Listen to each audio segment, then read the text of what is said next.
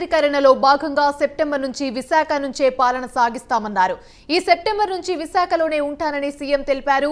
ప్రాంతాలన్నింటినీ అభివృద్ధి చేయడమే తన లక్ష్యమని స్పష్టం చేశారు సీఎం జగన్.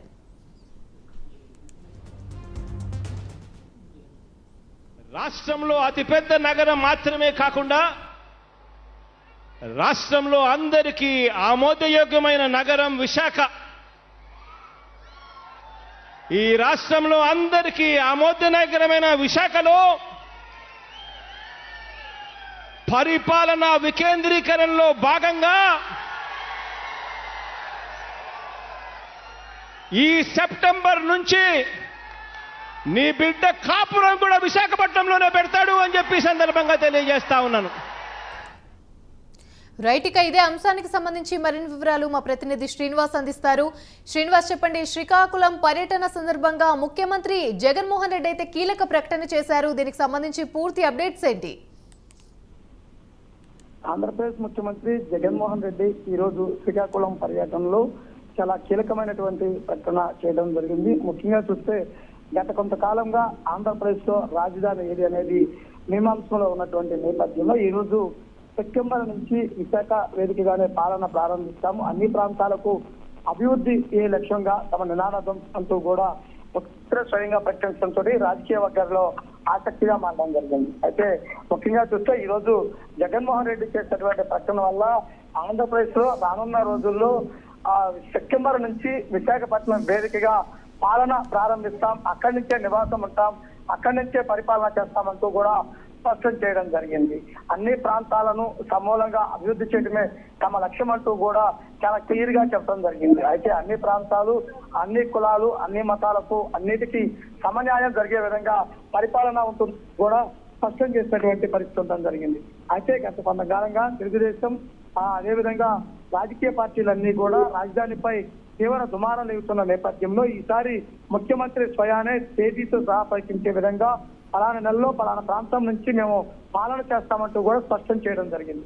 అందులో ముఖ్యంగా చూస్తే విశాఖను ఎగ్జిక్యూటివ్ క్యాపిటల్ గా చేస్తామంటూ గతంలో చెప్పిన నేపథ్యంలోనే మరలా మరోమారి విశాఖ నుంచే తమ పాలన ఉంటుందంటూ కూడా స్పష్టం చేయడం జరిగింది. దీనిపై కొంతమంది దాన్ని సానుకూలంగా వ్యక్తం చేస్తుంటే కొంతమంది మరో ఉద్యమం తప్పదు అనే విధంగా కూడా హెచ్చరిస్తున్నటువంటి పరిస్థితి అయితే కనుక ఆంధ్రప్రదేశ్ లో కొనసాగుతుంది.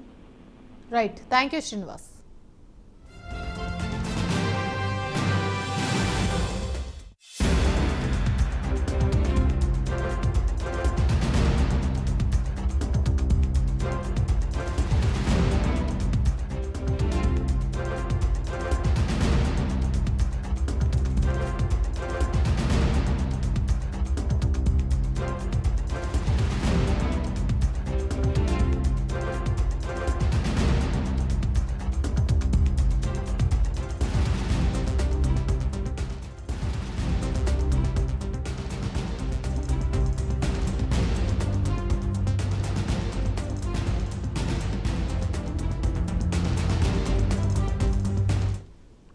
మూలపేట గ్రీన్ఫీల్డ్ పోర్టు నిర్మాణానికి ముఖ్యమంత్రి వైఎస్ జగన్మోహన్ రెడ్డి శంకుస్థాపన చేశారు.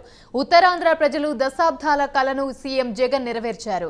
నౌపడ వద్ద పోర్టు నిర్వాసిత కాలనీకి సీఎం శంకుస్థాపన చేశారు. ఎచ్చెర్ల మండలం బుడగంట్లపాలెం ఫిషింగ్ హార్బర్ సహా హీరా మండలం వంశధార లిఫ్ట్ ఇరిగేషన్ ప్రాజెక్టులను సీఎం శంకుస్థాపన చేశారు. కార్యక్రమంలో మంత్రులు ధర్మాన ప్రసాదరావు, సిదిరి అప్పలరాజు, అంబటి రాంబాబు, గుడివాడ అమర్నాథ్, స్పీకర్ తమ్మినేని సీతారాం పాల్గొన్నారు. ఇక మూలపేట అభివృద్ధికి మూల స్తంభమని సీఎం జగన్ అన్నారు. చెన్నై, ముంబై మాదిరిగా శ్రీకాకుళం జిల్లా మారనుందని తెలిపారు. మూలపేట పోర్టు సామర్థ్యం 100 బిలియన్లకు చేరుతుందన్నారు. గతంలో తీర ప్రాంతాల్లో ఇలాంటి అభివృద్ధి ఎందుకు జరగలేదని ప్రశ్నించారు. రానున్న రోజుల్లో శ్రీకాకుళం జిల్లా ముఖ చిత్రం మారనుందని స్పష్టం చేశారు. దూరంలో ఉన్న గొట్టా బ్యారేజ్ నుంచి ఒక పైప్ లైన్ వేసి 0.5 MLD కెపాసిటీతో 0.5 మిలియన్ లీటర్స్ పర్ డే కెపాసిటీతో నీటి సరఫరా కూడా ఏర్పాటు చేయడానికి శ్రీకారం చుడతా ఉన్నాం. మొత్తంగా ఈ మౌలిక వసతులన్నింటినీ కూడా కలుపుకుంటే R&Rను కూడా కలుపుకుంటే ఈ పోర్టు నిర్మాణానికి మనందరి ప్రభుత్వం ఖర్చు చేస్తా ఉన్న సొమ్ము అక్షరాల 4,362 కోట్ల రూపాయలు ఖర్చు చేయబోతా ఉన్నాము అని చెప్పి ఈ సందర్భంగా చెప్పడానికి గర్వపడతా ఉన్నా. అక్షరాల 1250 ఎకరాలలో ఈ పోర్టు విస్తీర్ణంలో అడుగులు ముందుకు పడతా ఉన్నాయి. విశాఖ నుంచి 170 కిలోమీటర్ల దూరంలో ఉన్న ఈ పోర్టు చెన్నై కలకత్తా నేషనల్ హైవేకు 16కు కేవలం 14 కిలోమీటర్ల దూరంలో ఉన్న ఈ పోర్టు, రైల్వే లైన్కు కేవలం 11 కిలోమీటర్ల దూరంలో ఉన్న ఈ పోర్టు రాబోయే రోజుల్లో శ్రీకాకుళం జిల్లా ముఖ చిత్రం మార్చబోతుంది అని చెప్పి సందర్భంగా తెలియజేస్తా ఉన్నా. ప్రతిపక్షాలపై సీఎం జగన్ ఫైర్ అయ్యారు. రాష్ట్రంలో చీకటి యుద్ధం జరుగుతుందని మండిపడ్డారు. ఒకే అబద్ధాన్ని పదే పదే చెప్తున్నారని విమర్శించారు.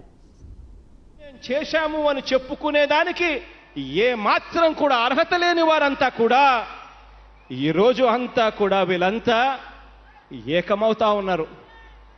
మీ బిడ్డ ఒక్కడే ఒక వైపున ఉన్నాడు.